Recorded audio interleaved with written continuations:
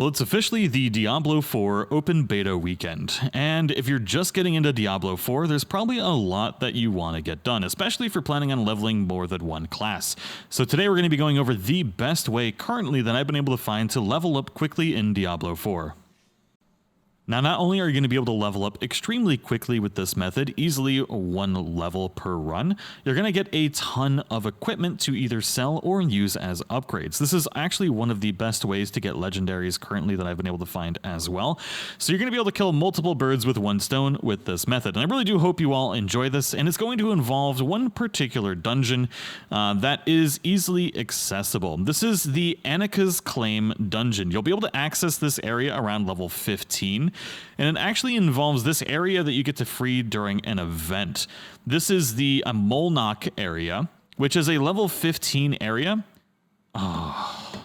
To clear this event, you're going to need to be level 15 or at least close to it. We tried to do it at level 13. It was a little too difficult. At 14, we were able to clear it. And at level 15, you're definitely going to have no problem clearing the Molnock event to be able to unlock this dungeon. If you start off in the starting city in Quavashad, or however the hell you pronounce that name, we want to go all the way up to this particular area right here called the Bear Tribe Refuge. You can go out on this side and you can kind of navigate up this road all the way over here, pick up this waypoint.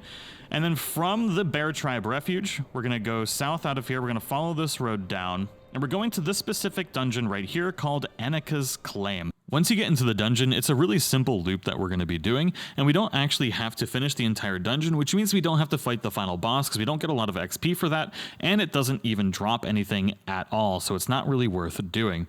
Now, essentially what we're going to be doing is we're going to be doing a really simple circle, and we're going to be fighting these Animus Carriers.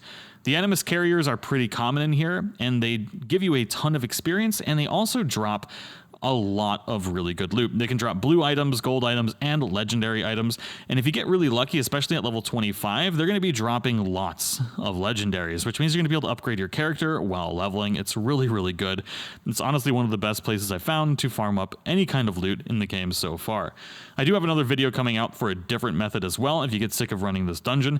But the problem with this is you can run it in about 5 to 6 minutes as you're leveling if you're on a necromancer or a sorcerer. But if you are playing a barbarian or a druid, it's a lot more difficult. So I highly recommend playing with other people if you're a barbarian or a druid. It's unfortunate, but the classes, they're just not balanced at all right now. And sorcerer and necromancer are significantly more powerful. So if you have a friend or you're already that class, you're going to be able to run through this really, really quickly. But even if you do play with other people, you're going to get more XP that way anyway. So I definitely recommend it. But this loop is really simple. And if you tend to go to the left side of this, like we're running down right now, there's a high chance of you finding pylons along the left side. I think it's just RNG. You can find them on the left or right side, but if you find a pylon, it's going to very much speed up your clear rate for this particular dungeon. And it seems like if we kind of favor the left side, there's more pylons on that side. In this one, for some reason, we didn't find a pylon at all, but I want to go through the entire loop so that way you can see exactly how long it takes, how much XP we're getting, so that way you know exactly what to expect. We came in this at level 18. We're going to finish probably close to halfway through level 19, if not a little bit more.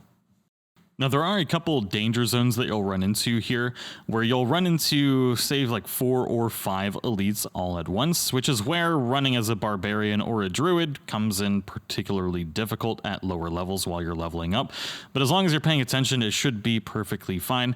But definitely running this with other people, you're going to get more XP and you're going to run through it a lot quicker. But obviously, not everybody's going to be playing with other people.